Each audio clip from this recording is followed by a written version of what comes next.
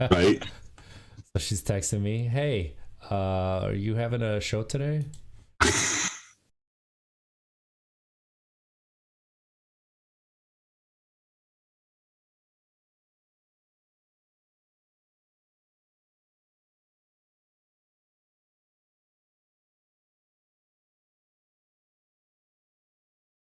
Hello. I hear you. Yeah, it's bopping up and down. Oh, there it is. I hear you. There it goes. Okay, Okay. that sounds good. Just took, I don't know why, but it took a minute apparently.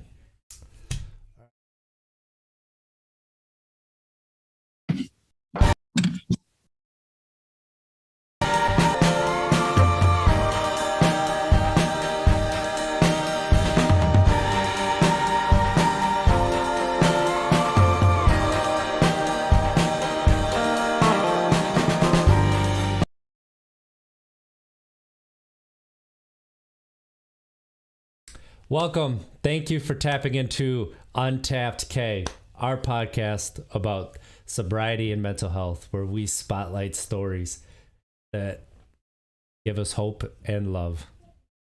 I am one of your hosts, RJ Zimmerman. We would love it if you could. I just totally flubbed that up. So let's start this. 1 second. I'll cut this, edit it out. Welcome. Thank you for tapping into some Untapped Keg, our podcast about sobriety and mental health, where we promote stories that give us hope and love.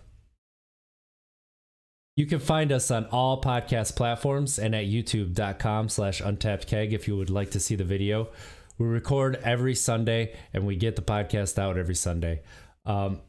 Usually we have a video that's edited that goes up on Wednesdays. I am one of your hosts, RJ Zimmerman, and I have the honor and privilege to be doing today's show, episode 105. And I want to spotlight this episode because it can go down in history as one of our best, all because of this guy right here, Big Kev from Laugh for a Purpose podcast. How are you doing, guy? I am well. Are you serious? It's episode 105? It is episode 105. You were my guest on my 105th show. Shut the front door. No, I'm like, I was flipping out when you said that. Yeah. You were my 105th guest. I did not know that. I made the poster for Jack Benjamin, a gentleman we're going to have on our new show, and I made the poster today, and it's 106. And okay. Yeah. We're like at exactly the same episode. Same episode, yep. Wow, what a coincidence. Wow, that was so weird. That is so. That's fun. Hey, you know what? It's the podcast crossover of the year. Untapped Keg and Laugh for a Purpose. Of course, we're both going to be at 105 for that. Right, and I was thinking about it when we said the the crossover, and I thought for sobriety, it really wouldn't work if I said keg for a purpose. Yeah. So I just kind of figured that one wouldn't work. So it's Untapped for a Purpose week. There you go. That's what we're doing. So and the honor is mine, my friend. Like, I absolutely love what you guys have done, how this has taken off. And I think you and I have a lot in common, when it comes to the passion, why we do it and what we want to become of it. It's not about if we have 500 viewers or just one. It's just about putting it out there so maybe we can help one person. So the honor is all mine, my friend. I appreciate that. And that is the truth. That is where I find my joy is when, and I know you've said the same thing, it's when you hear from a listener that I'm going through the same thing right now, and you talked about it, and you're helping me get through that because I know I'm not alone. Like, that actually does happen. That's not something that we say. And no. Like the amount of fire that burns inside of us to just try to get it out there even more, because it's we just don't know what we're going through, and we don't know who's also going through and experiencing similar challenges right now. And you know what you do over there on your podcast, Laugh for a Purpose, like I think that you take, because we talk about mental health, but where we talk about mental health is mainly focused around sobriety and some other challenges there too. But like the way that you take it and you really dive deep, and the guests that you have on that are just absolutely vulnerable, yourself being vulnerable, like, I mean, it's just, it is incredible. It inspires me, and I catch as many of your shows as I can, and I'm always coming away like feeling better after I listen to it because of what you touch on. So I appreciate that. It's just, you know, it's a passion to just give people confidence. You know, we decided this year that not only do we want to focus a little bit on military, because 2022 and 22 a day, but I really wanted to focus on just getting everyday people to tell their stories. You know, I've got a pocket change of people I could get to would bring big names, right? You know, we've had a lot of celebrities on the show. We've had some pro athletes, authors, everybody. But this year I wanted to give it for people to tell their story. Yeah. And literally right before we started, I got a Twitter message from a young lady who I told her with everything going on in her life, she needed to tell her story. Not only for her, but for the benefit of somebody else that's going through it.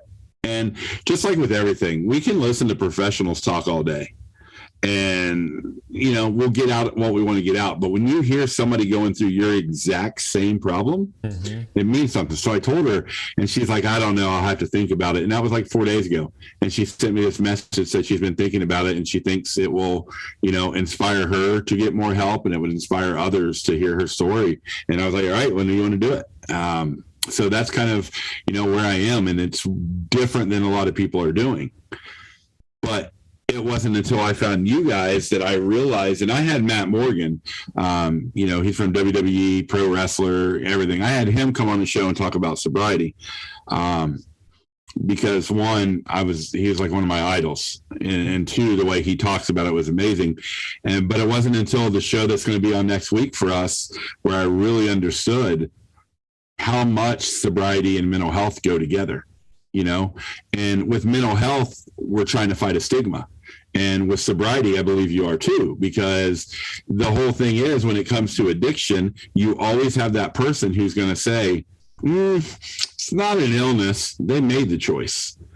And that stigma is just something that we've got to fight through. And I think having a podcast like yours and like mine is doing that for people.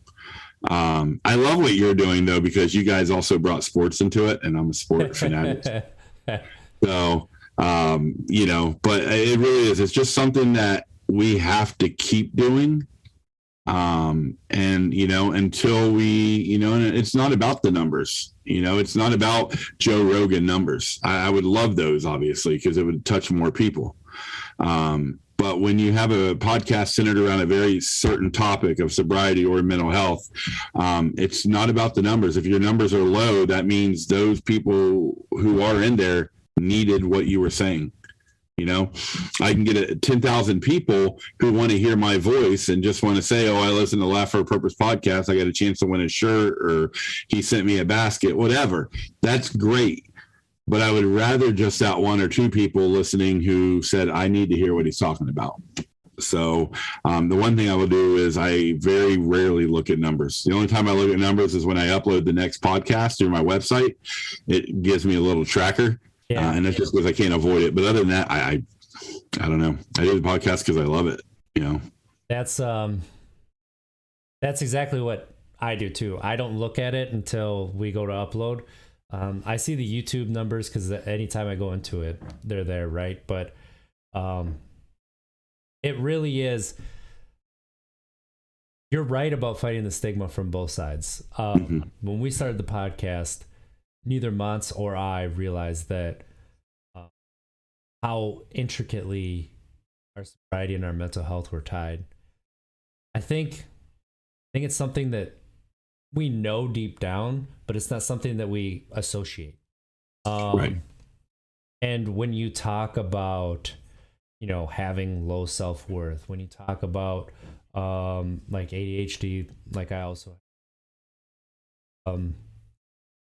other challenges that I've faced with myself from a mental health standpoint, you really get into the root of why did I try to escape through a liquor bottle or beer cans or, whatever my choice was at the time. And then when you look at my life after I gave it up, you look at me throwing myself into work, you look at me throwing myself into video games, you look at me throwing myself into some sports, like into being a dad. Like I was trying to escape life again through these other activities. It was doing the same thing. It was also healthier, like from a totality standpoint. Right. Where when I was drunk, I had no control over what I was doing, and I had no memory. Not that I always have a great memory when I'm in autopilot mode and I'm just working, coming home, feeding the kids, putting them to bed, going to sleep, and like that's all I'm doing. I don't always have a great memory through that, but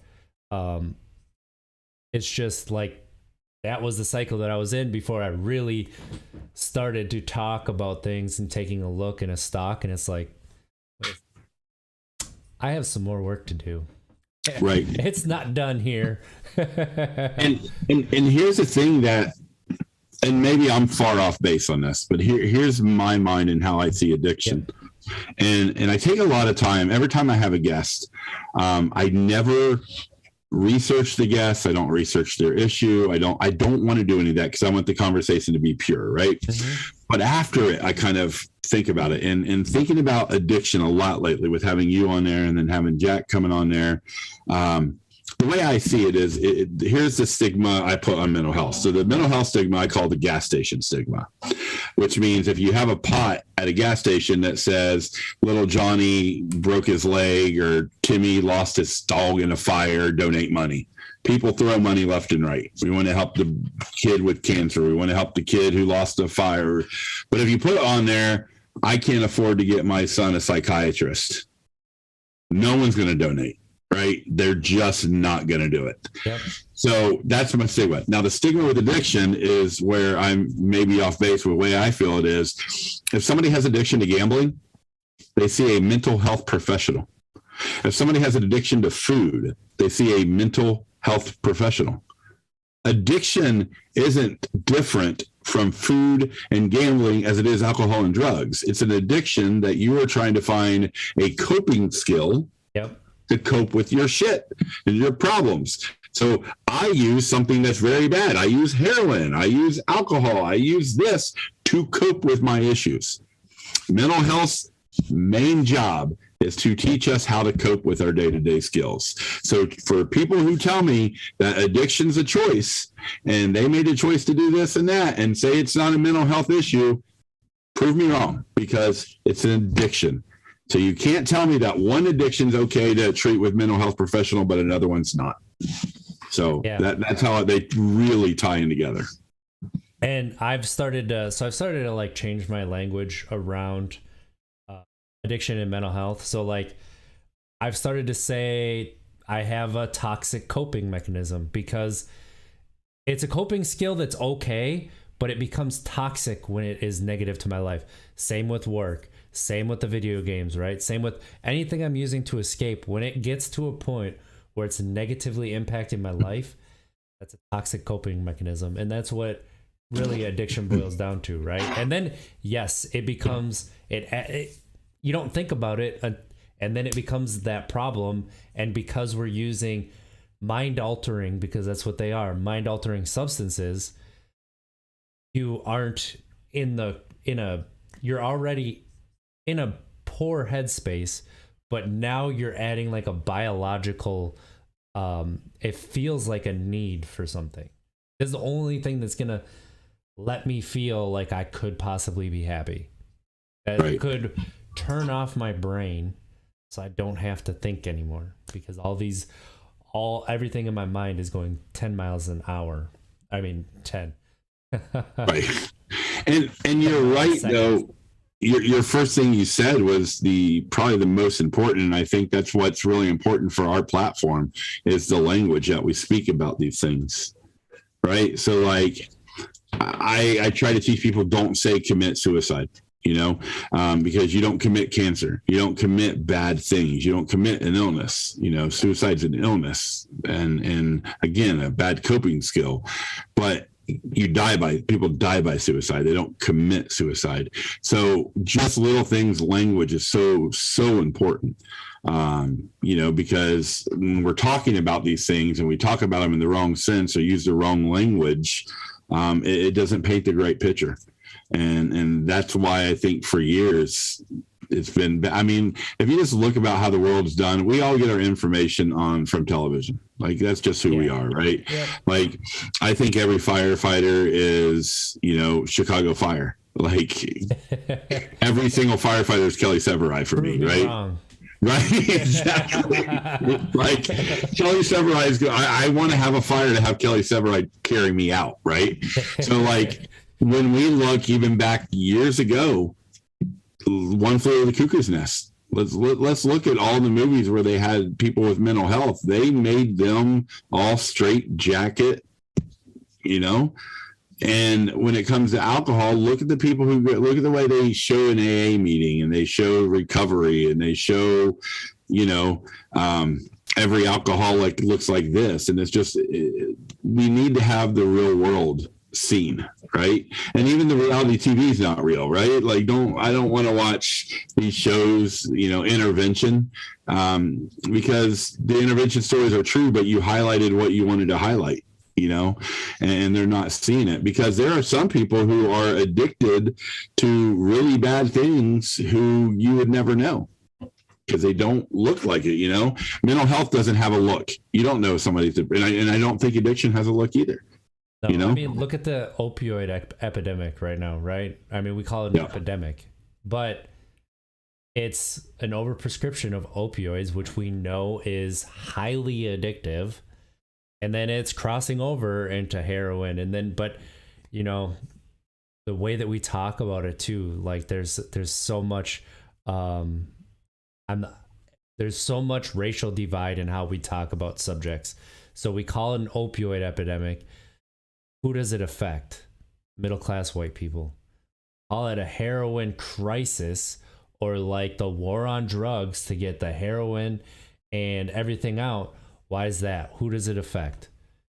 Or people of color generally. And that's where the words really do matter. So like also with like mental health, I've tried to step away from saying illness and like problems and things when it comes to mental health, and I've started to try to substitute the word challenges, because yes, it's an illness, right? Yes, like we need professionals medically trained who can help, but when you say illness, people automatically go to like you're broken, like that there's something wrong with you, that and you can't see it, right?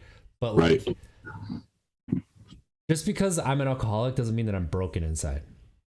It doesn't mean there's something wrong with me. It just means that my relationship with alcohol is unhealthy. Yeah. And that's like when you're talking about like severe depression, and like that's where it gets very difficult using the word challenge, because now you're making it seem like they're making a choice to not do something, like you have to get over it. But at the same time, like if you say mental illness and you say I suffer from depression sometimes, like people hear mental illness, it's, oh, you're out walking around. You're not sick. Right. So that's kind of why I try to, but I also completely and totally understand why like we still need those words as well. Yeah, absolutely. And I think other than language, the talking about it, what's most important is we, as people who are putting ourselves out there talking to try to give information to other people, we have a job to not to talk so much to the people who are dealing with our struggles, Like I love when people reach out, but what I really want to make sure that I'm doing is talking to the people who don't have the struggles and informing them on how to talk to the people who have the struggles, right? So, for you and for the Untapped Keg podcast, for, somebody whose child is an alcoholic and they can't reach them, maybe what your words say are not going to help that child. It's not going to help the alcoholic himself because he doesn't want help right now. But you could help the mom and dad. And that's what's really important for me, because one of the tipping scales for me to stand on that bridge and ready to end it, and one of the tipping scales for me to send off the emails to everybody of my suicide note and try it 14 different times, was when I would talk to who I thought was a friend. It wasn't, how can I help you? It was, how are you depressed? Like, your wife loves you. You got 3 kids, you got this, your mom and dad are there if you need them, like, why are you depressed? I just don't get it. But if I told you that I had cancer and the doctor gave me 3 months to live, you're not going to be like, oh, no, you're healthy. You can eat fruits and vegetables. You'll be fine. It's, what can I do for you? And that's what I need for mental health as well, right? So it's an incurable disease for me, I feel. And at that point, when I'm coming to you and for you to tell me all the reasons I shouldn't feel like that, it makes it worse. Yeah. So we have a job not only to be there for the people who are struggling with the same issues we're struggling, or the same issues we're having that topic about, but we always have to keep in the back of the mind, we also need to also give these little caveats to all the people who don't understand it and need to know how to talk to somebody else. Because if somebody would have told my friends or my family years ago, when Kevin comes to you and he's crying and he says he wants to take his life and he just says he can't do it anymore, all he wants you to do is just to say, what can I do for you? Or how can I be there for you? If that would have been said to me many times, I wouldn't have been in the situations I put myself in. But they didn't have people. My age, my parents look at mental health as, you don't need mental health, suck it up, right? Yep. I come from the era, you break your arm, suck it up and walk it off. Everything was just walk it off. And there's mental health over there. Why don't you grab a little bit and rub it on it? You're good. Yeah, exactly. And mental health was, you're wanting attention, or quit crying, be a man. I was told for like so many years, be a man. So, what's a man? And I wasn't allowed to cry, and I had to do this and I had to do that. Be a man, suck it up. So there's people out there, and including the people that I know, friends and family still, who need to hear what they need to do, because it's a team. You can't get over addiction, and you can't get through a mental crisis without a team. You can't do it alone. Listen, I know somebody's going to be like, I got through it by myself. No, you just didn't realize that you had a team, Yes. Whether your team was doctors, or if you went to a rehab, that was a team, or whether the team was that person at the gas station every day that you went in and grabbed a cup of coffee and talked to them just so you didn't have that craving. That's your team. You may not be aware of who your team is, but everybody has to have a team to get through it. And if you and I aren't doing our due diligence and talking to the whole team and not just the person themselves, then it's no use for us to even have a podcast. I'm really glad that you brought that up with communication. So obviously you and I are really comfortable talking to one another. So yes, we can go about a lot of stuff. And that's why I like to be flexible. And like, that's how we run both of our shows, is it's conversation. Yep. I wanted to talk about the communication and how it's so important in relationships. Especially being open and being vulnerable, which is so hard, right? Because you and I are very like similar with the be a man, don't cry, don't feel. Are you angry? Good, you should be. That's all you get to feel. You don't even get to be happy to a point, because if you're too happy, you're arrogant. You can't be arrogant, right? So that is like, that's where we came from. So when it came to honestly, anything, connecting with people, accepting love. Like, don't understand it. It's foreign, right? Like, there's just, takes a lot of work to just accept that. Something that seems so trivial that you should get takes a lot of work. Yeah. So,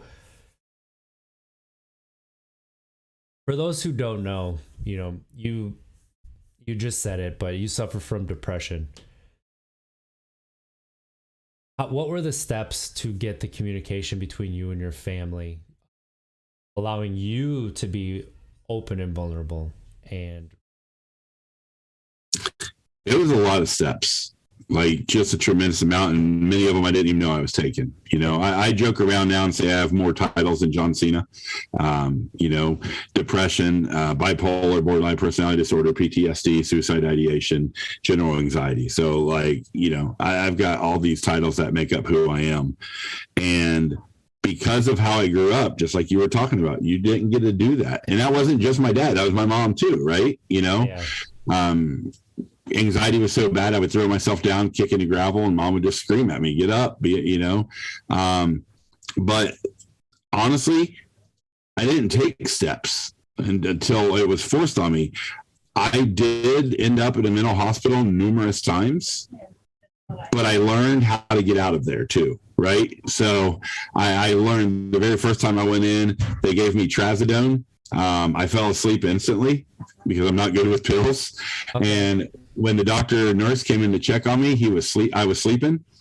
And but you know how when you're asleep, you can still hear people talking? Yep. I heard the doctor say, we're going to let him sleep. A lot of times people get in these moods just because of their lack of sleep.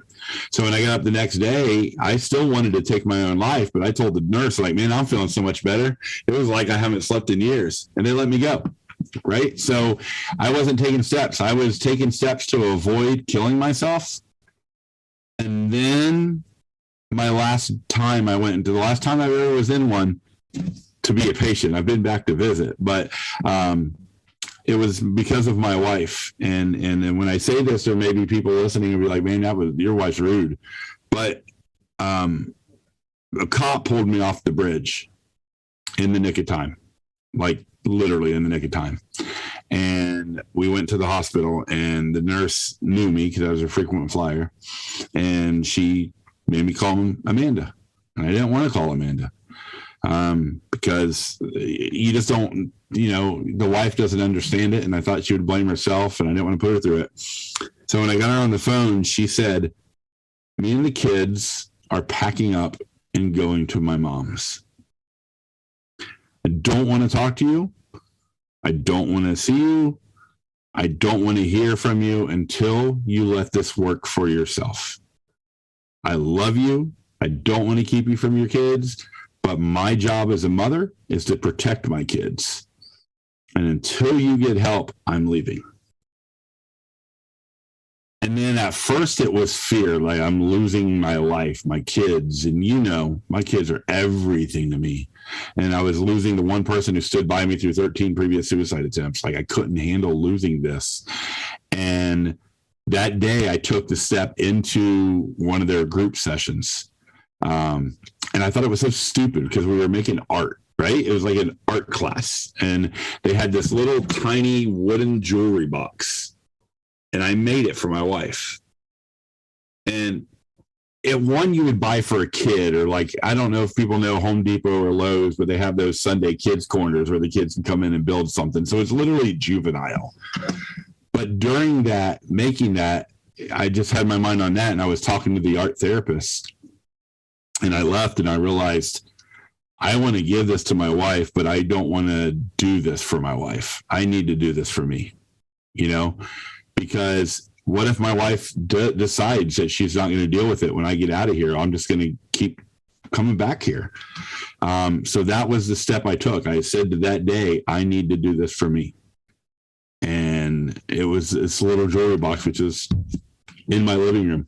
I make sure it stays there, not to brag that I made a kid's jewelry box.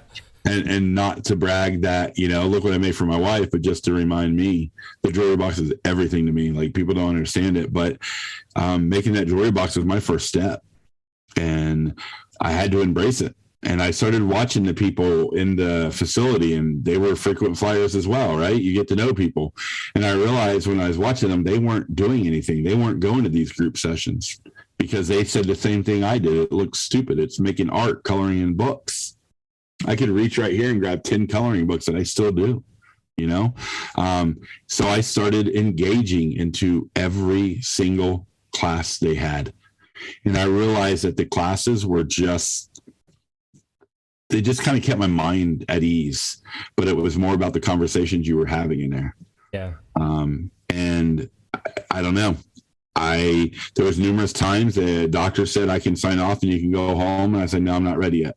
Like, I'm not ready yet. And I literally stayed there until I was ready. So I had a team. I had the general manager, which was my wife, who basically said, you're fired if you don't get back on the team, right? So I had to join that team. I had the cheerleaders, the people in my corner, which were my 3 kids. We want our dad back, you know? And then I had the fans booing, which was my mom, my dad, my brother, my blood family were booing me, which were giving me that more incentive to do better, just like a team. And then I had the coaches and the teammates, who was the nurses and the doctors. And then I had the opposing team, which was my brain. It was my mind who was trying to defeat me. And I literally saw it like that after that day. And I said, all right, game on. This is a game, you know? And I played my steps like I still do today, like I was playing a game of basketball. I relayed everything to basketball because that was my love, you know? And me and my GM are going to fight. Me and my wife are going to fight, right? But it boils down to I always want to be a part of this team, her team, you know? My kids, if you want lifetime cheerleaders, I got to make sure my kids are always cheering for me and not disappointed in me, because I need good cheerleaders, you know? And I've got to make sure I can't win a game by myself, so I got to make sure I have those teammates. And just like in basketball, you get different teammates. So now I don't have, you know, the nurses and the doctors at the facility, but I got my psychiatrist, I got my counselor, I've got you, I've got, you know, my core group of friends through Twitter. I've got people who support Laugh for a Purpose. That's my team. The only thing that doesn't change, and it will never change, is who I play, because there ain't nobody making me have issues. There's nobody making you pick up that bottle, right? So the opposing team is always going to be ourselves. So that's how I look at it, and that's how I make my steps. I really like how you relayed that, because, you know, it takes some really high level information there, and you can relate it to just about anything. I mean, you did basketball, but you take everything that you broke down and you could put it not just into any sport, but run a store. You could put it to like it's running a store. If you're, you know, whatever you do, you could really take that information. One thing I want to ask coming out of that, because your story sounds very similar. Obviously there's differences. You had to make the decision for yourself. Like, people would always walk you there, but you weren't doing it. Mm-hmm. When I made the decision to quit drinking, looking back on it, it was the first decision that I really made for myself. That's why it stuck that time, because I made it for myself. Like, that was it. I needed to be the best RJ I can. Mm-hmm. Do you feel like that was the first time you made a decision for yourself? Absolutely. Yes. Absolutely. So growing up, I had an older brother, and him and I still to the day don't get along. When he got into that age of playing sports and everything, now remember, he's my older brother, but he was always known as Kevin's brother, right? Because here I was in 5th grade, good enough to play on the high school teams, and he was a freshman in high school, not even making JV, just being on that freshman team on the bench. So he didn't like that. So I always had to try to please my brother because he didn't like me. And then when it got into high school, when I was playing sports, I never got to play for me. I played for my dad, apparently. I don't ever remember making decisions for me. And it's so funny. And I was praying that my whole life, the interviews I've done, no one would ever talk about this, because it's such a dumb reason I made the step for me. Like, it's like what my mind said. How old's your kids? They're 2 and 4. Girls, boys, remind me? Boys. Both are boys. So you don't have to deal with this. But I have my oldest daughter, who's about 20, getting ready to make me a grandpa in 6 months, 7 months. She was my go-to growing up, right? She was a daddy's girl more than ever.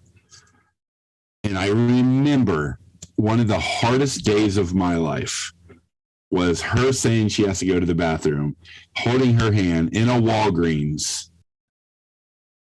and her saying, "Can I go with mommy now?"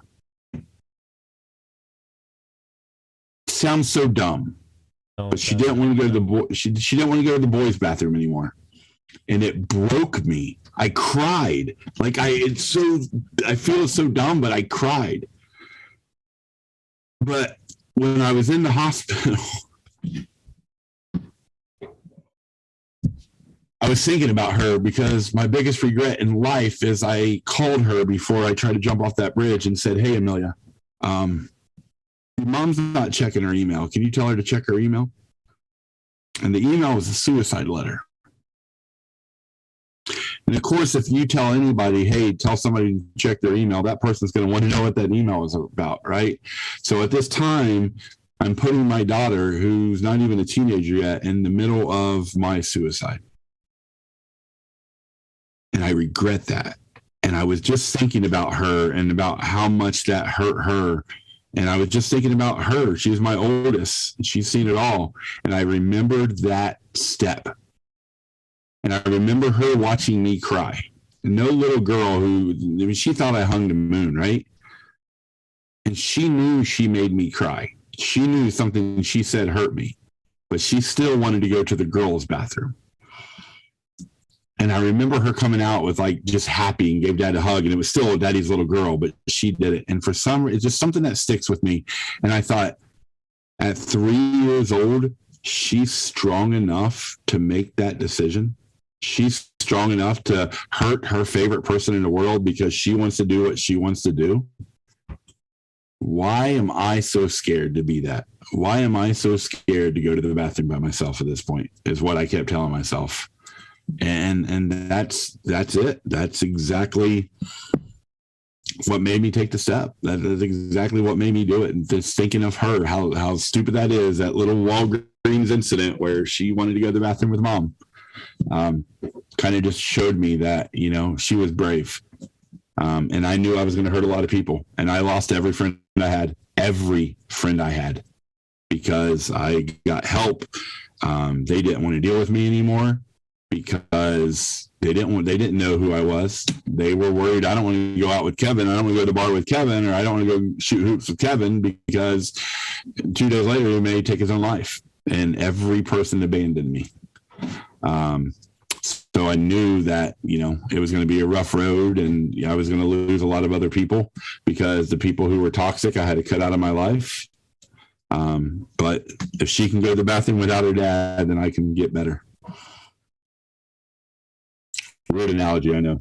No, it's what it does is it highlights how little moments in our lives that other people they stick with us. Mm-hmm. We don't know what those moments are for other people. I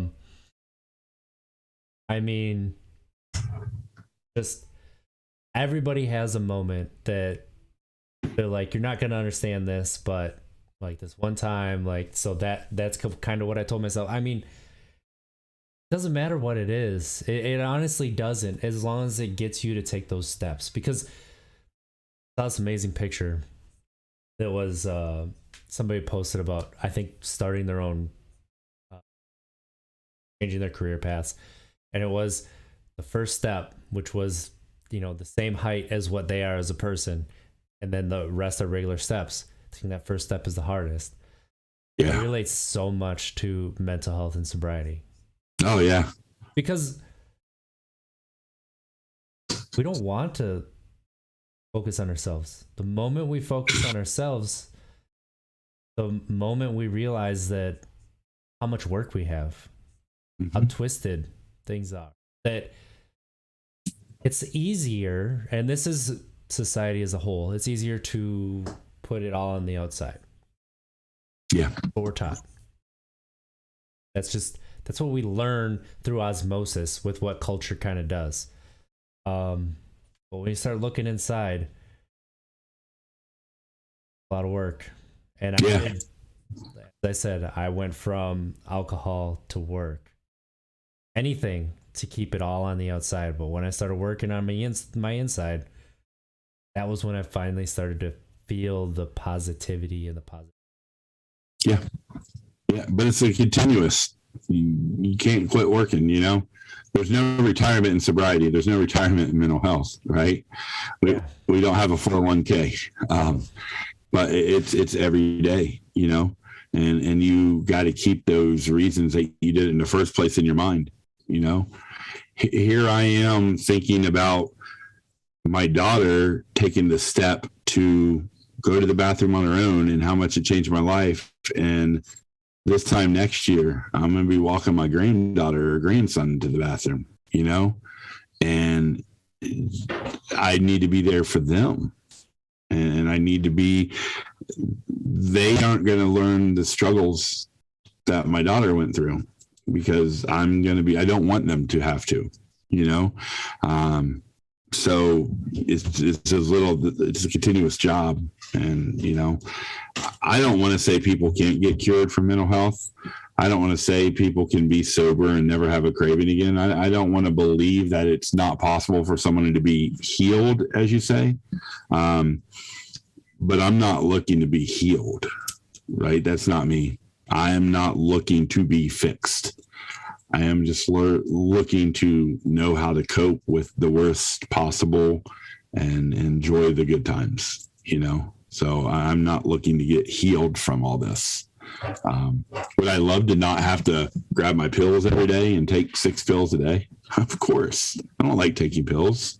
You know, would I love to wake up and not hate myself? Yeah, absolutely. You know, but I'm proud of myself because I still do that, but I know how to do it now, right? When I wake up in the morning and I just look around and, you know, it could just be, wow, I hate living here. I wish I had a bigger house, right? Or, oh my goodness, I got to go to work. You know, I struggle. I struggle daily. I have a job where I'm a telemarketer, right? So I do tech support for phones for the elderly. The company I work for contracts it. So I work for a telemarketing company. I'm 43 years old and I work with people who are 17 next to me. But I've been doing this for 26 years on and off. So I get paid really well. So I get paid really well to sit on my butt and take phone calls. And I like what I do. But I struggle daily when I get up in the morning.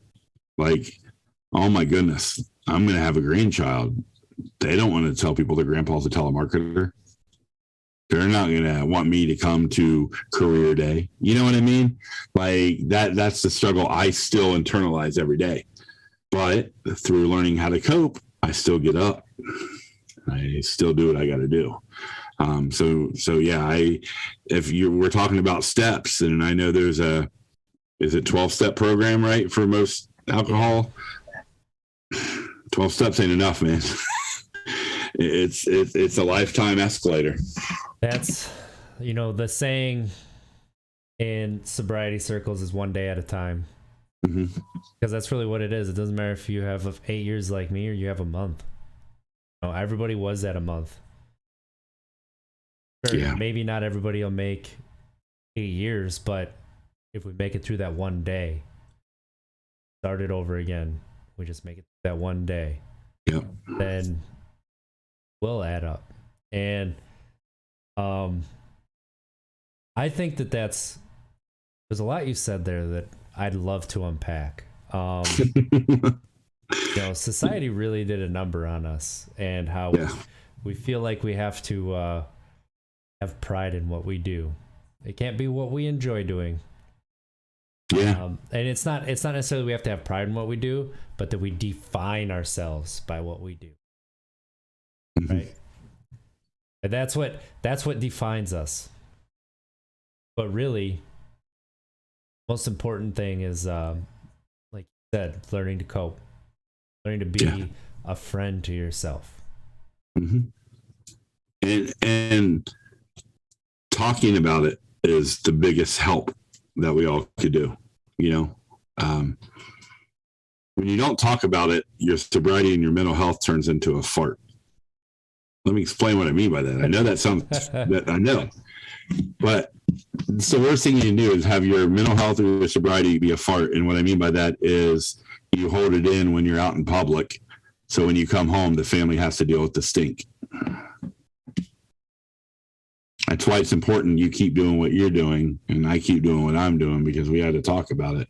If we hold all this in and we have others and we don't give others a platform to be able to talk about it, then it's destroying families all around the world because they're holding it in and they're coming home and it stinks. And I use that to talk to people. It's such a funny, light-hearted way to describe my mental health. But I use that to talk to people, and that's really what society. You're exactly right. Society did that to us. They told us we had to hold it in. So I wanted to kill myself for 12 hours a day, and I couldn't tell my boss, my family, my friends. So I came home, and maybe the dishes weren't done. And I don't worry about my wife's mental health. I just yell at her because I've been holding this shit in all day. So I just scream at her because she didn't do the dishes. The kids come out, Dad, I got a C on the homework. And I went off on them. Well, why didn't you study higher? Dad, can I play and finish my homework later? No, you can't. And all of a sudden I'm taking everything out on them. Why? Because I had to release it at some point or I was going to die. Can't hold a fart in forever, you'll die. Like, that's exactly how I look at it. And because society taught me I wasn't allowed to talk about it for my first 40 years, well, we'll say 37 years of my life, I ruined a whole lot of things. I don't speak to my dad at all. I will never speak to him. Not saying it's all my fault, My brother and I, zero relationship. Friends that I thought were friends that I tried to hold on to, I realize now were bullies, and they destroyed a lot of me. And then the ones who were friends, I pushed them away too. All because society taught me to hold this stuff in and not talk about it. And it blew up the wrong way. I mean,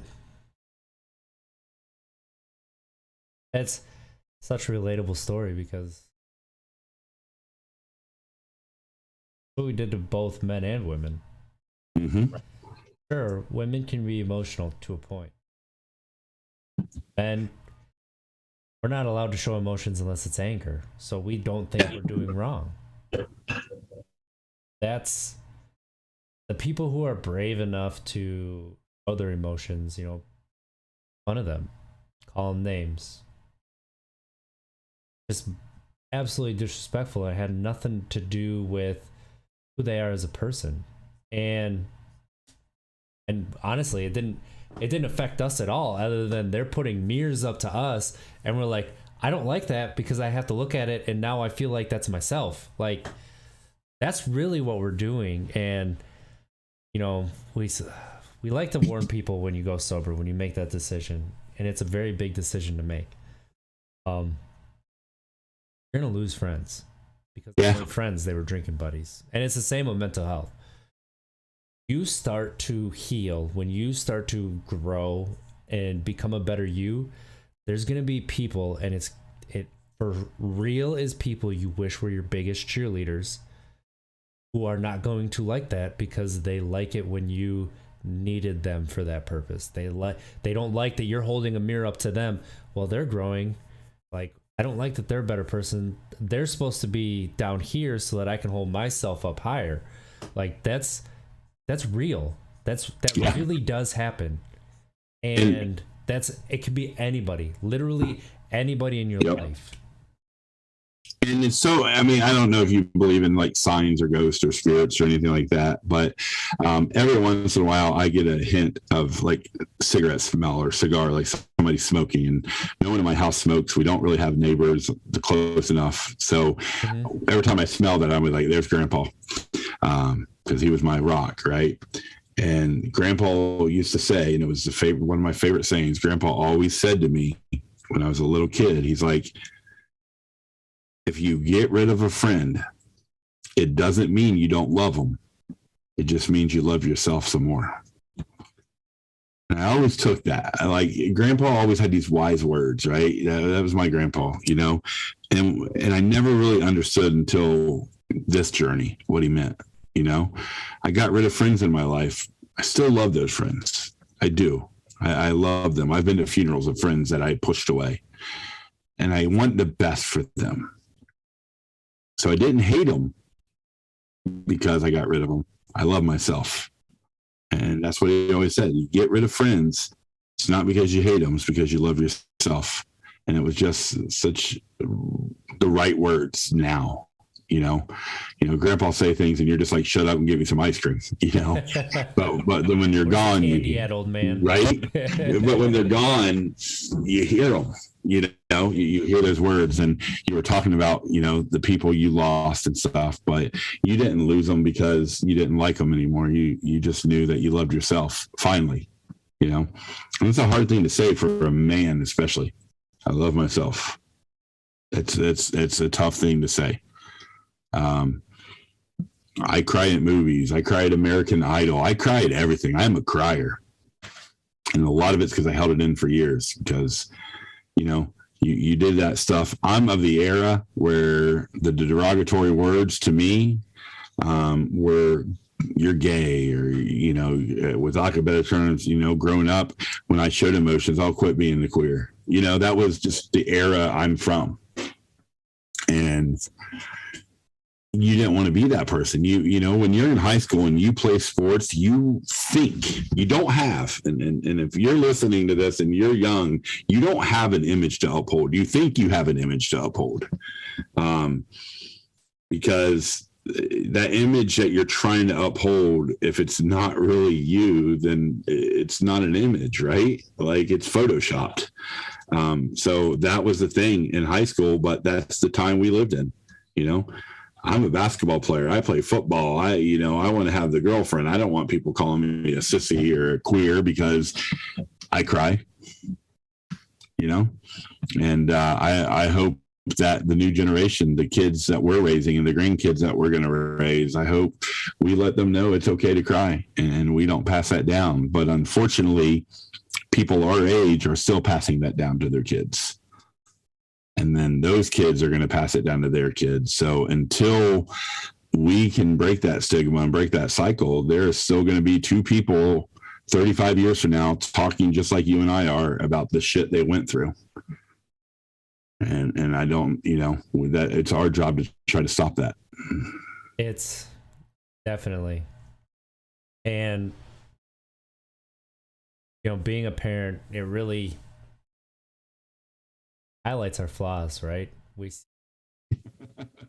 And yes, that is, we don't just see them like they're full blast in our face. There's no hiding from our flaws right there. It really opens your eyes to how much you really do have an effect, and kind of makes you think back on when you were a kid. Mm-hmm. It's at one point my kid used to say, Daddy, you're mean to me. Daddy, you're mean.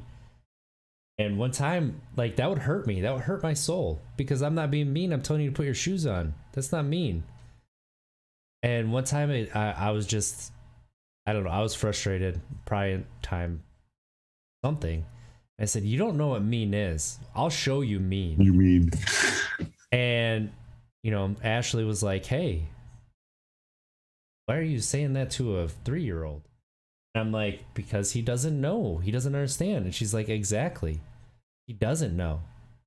Right. And you're a little bit jealous of the childhood that you're giving him right now. And I had to stand back, just like that face that I made.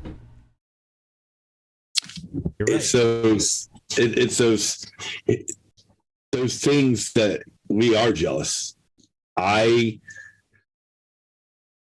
had times where, hey, Dad, you want to play a video game? No, I don't feel like it right now, because I didn't. I was busy or something. There was a legitimate reason why I didn't play. And then that kid would go to the bedroom disappointed. And I would be like, listen, like, I never had my dad play with me. Like, just be grateful I do play. You don't need to get upset that I'm not playing right now. Like, that's some of the things that I've done wrong.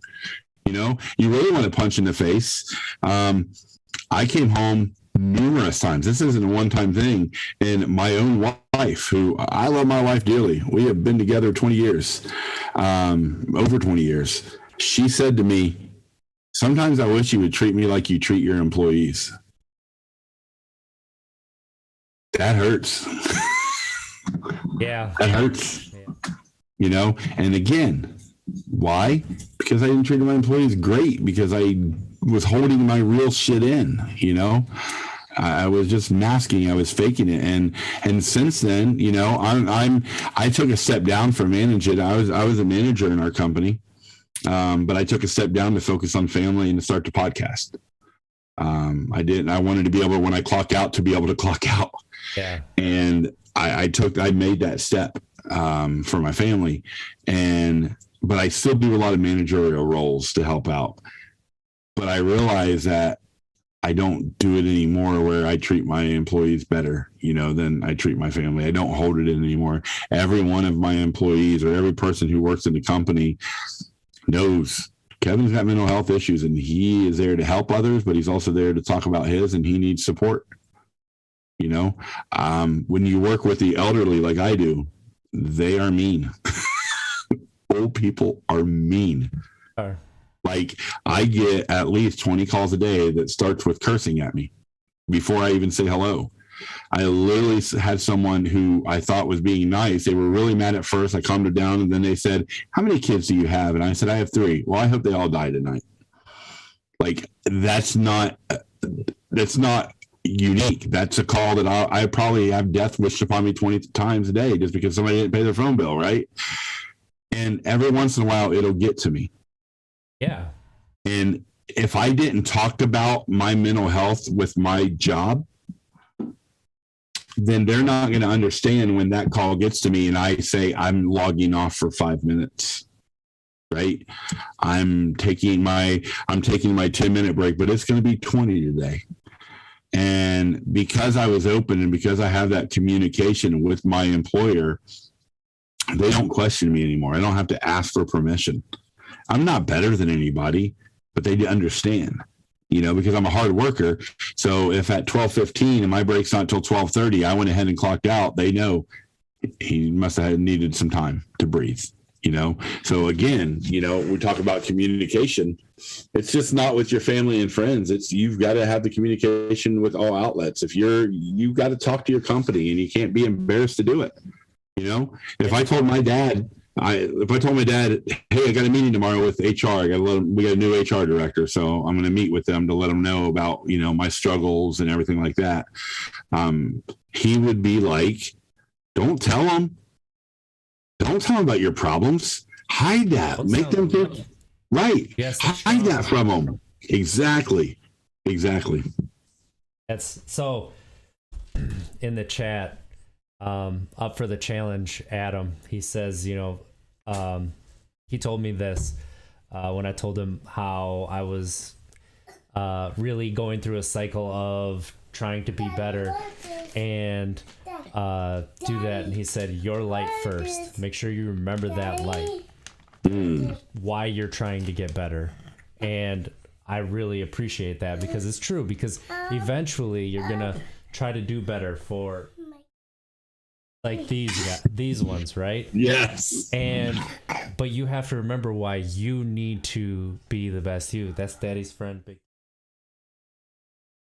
Hi. And then, Adam says, like, the only image you should care about is the one to look back at you in years to come. And that's something And then he says, you know, you are better than anybody. You are better than the version of you that didn't take that break. Strength that you garner is something you should use. That's something Some wise words that other people should take into account. Take that break. Because when you get to that limit, it takes 6, 7, 10, 20 times longer to heal from it. You know, one thing we're going through right now as a society is burnout. Some of it is from the pandemic. Some of it's not. Some of it's from we have this mentality that we have to push. Those older generations, my dad, right? He worked hundreds of hours of overtime every year. Every single year, 1,000 sometimes. I don't know if he's ever going to get over that burnout. Like, yeah. I worked 600 hours of overtime one year. It took me an entire year to get back to my baseline that I knew I should be at energy-wise. Everything, like my irritation level, everything. I've worked really hard my entire life on my anger because I knew it was a problem. It was destructive. It was very destructive. And it took a long time for me to get to a place where I wasn't very quick to snap. Because that was the only emotion I was allowed to have. So knowing that, like, I'm irritating and I'm taking it, like, I tell my boss, I'm not coming in on this storm. I'm not. Right. And he's like, well, we're going to miss you, but I understand, you know, you need the weekend, take the weekend. It's like when you put your foot down, or you're not even putting your foot down, you're actually just like throwing it out there to see what they'll say. Because if he would have said, we really need you, can you please come in? Yeah, I'll put my boots on. Right. But because he understood that I don't do that, so me saying that, like, yes, right?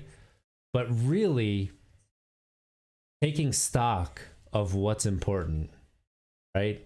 Yeah. And understanding that I need to be the best RJ for, that I can help this one.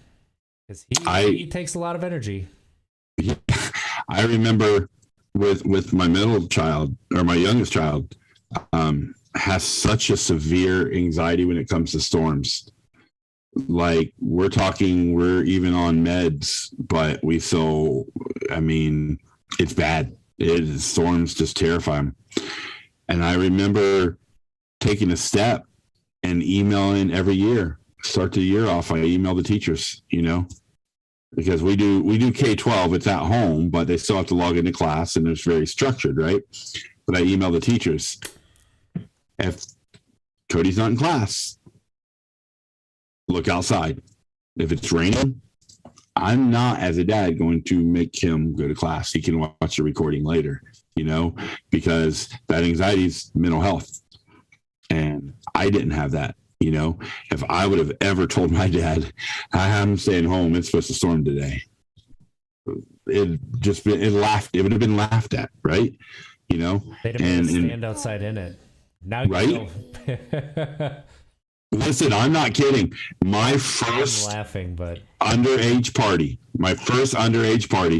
and this will show my age, when Dad found out that I was smoking and drinking, that next day I had to smoke a whole carton of Cool cigarettes and drink a 12-pack of Little Kings. And still to the day, I can't stand Little Kings.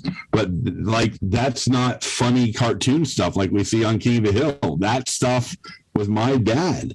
That was how I grew up. I smoked a carton of Cool and drank a thing of Little Kings. And if anybody's had a Little Kings, you know that struggle.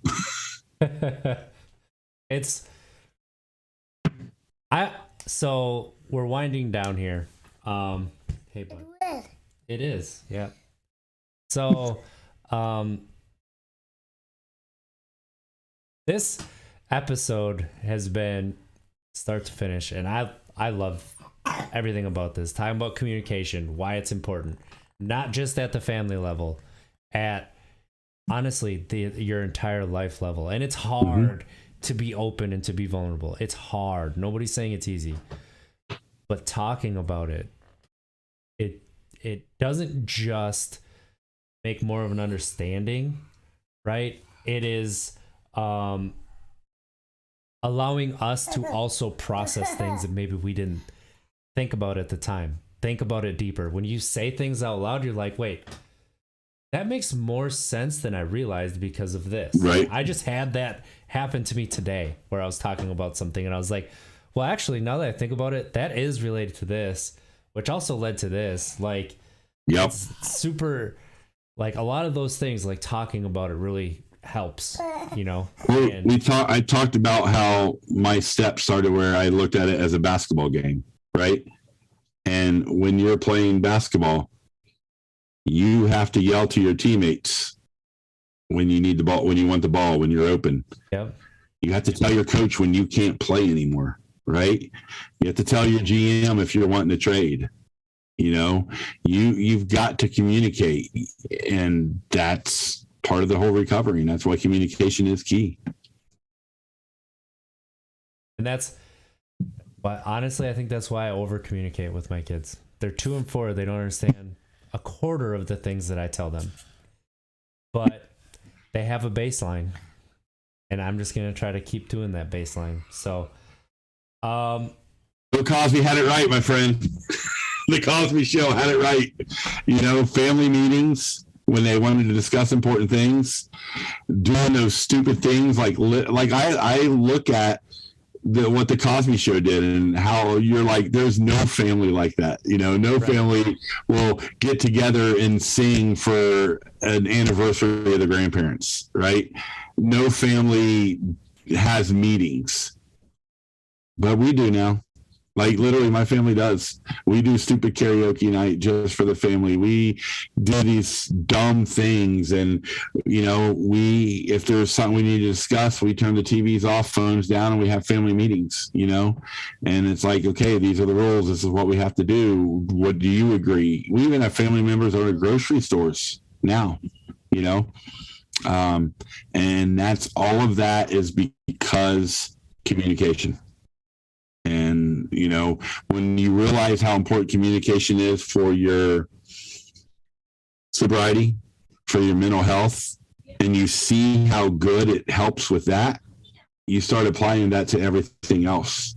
Communication with your boss, communication with your kids, communication with your wife, communication with, you know, up for the challenge in the chat. You know, it's all about communication.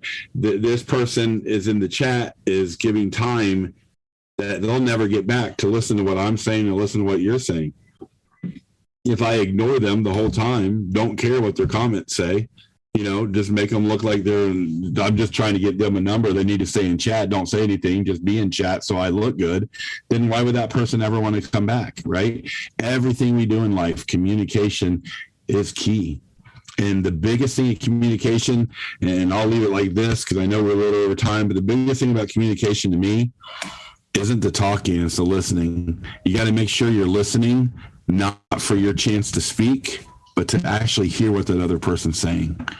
Too many times people just listen for that chance to speak, and they're planning on what they're saying before they say it. And you've got to be a good listener to be able to communicate. That's sometimes when I'm taking my pauses, that's why, because that's something I've learned during the podcast where at the start of the podcast, I was listening to respond because I thought that's what we needed to do.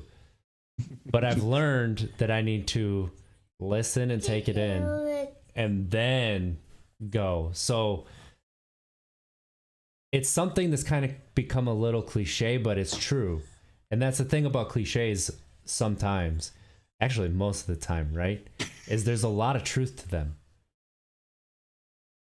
You talked about your pause, and I had to laugh because I do it too. And my wife was cracking up laughing after we did our interview. Yeah. Because when I went to edit, this is no joke, right? There was a total of 7 minutes and 12 seconds worth of dead air between me and you. And I was like, this is an hour and 7 minute show. Oh, no, it's not. It's a 59-minute show. I was wondering, because I knew how long we recorded for.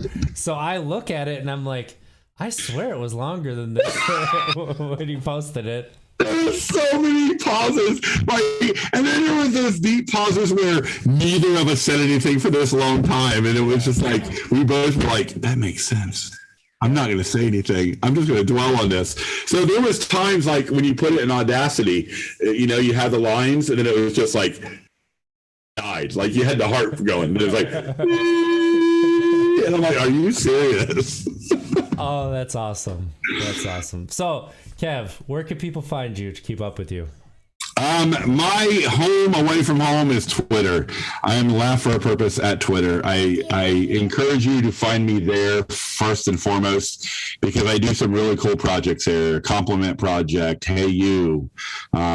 Check it out, man. I'm trying to change the world of Twitter. But you can also find my website and podcast at laugh4apurpose.com. I have my podcast is on every single platform you can find it except YouTube, which my child's yelling me about. But yeah, just put the words laugh, 4 a purpose.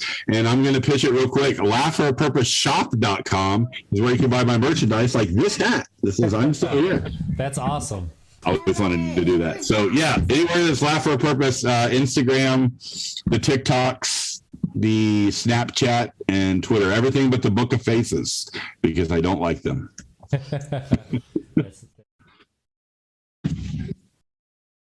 Hi, I didn't know if somebody grew 2 years. We were talking so long, or this is a different one. Hi, Daddy. Can I eat? So I would really love it if people would check that out, would subscribe, Laugh for a Purpose, the podcast, leave a great review, and retweet, because retweets cannot be stated enough that how much they help get eyes on the eyes may not have been on before. Yep. Love the likes. Absolutely love it. Retweets, just, they do help more. And it's also only one button push. This has been Untapped Keg, our podcast about mental health and sobriety, where we spotlight stories that provide hope and love. Hit the subscribe button. Yes, I've been one of your hosts, RJ Zimmerman. We'd love it if you would check out Untapped Keg, all podcast platforms, YouTube. Hit that subscribe button. Leave us a review. Tell us why communication has been so life-changing for you when you've developed those good skills, when you took that first step and you jumped into the deep end. I would just absolutely love it if we heard a lot of those, because the amount that's helped me, and that I've kind of underplayed just how much that's helped me, is a lot, because I think we do tend to underplay how much our communication with other people really does help, because it adds context. That's what we need sometimes, is context. So find Big Kev, Laugh for a Purpose. Find us on all social media platforms as Untapped Keg. Yeah, let's all have a good week, all right? Let's try to be better tomorrow than we were today, because if we don't make it, we tried. And that's all we can do in this life. I love you. Have a good week, everybody.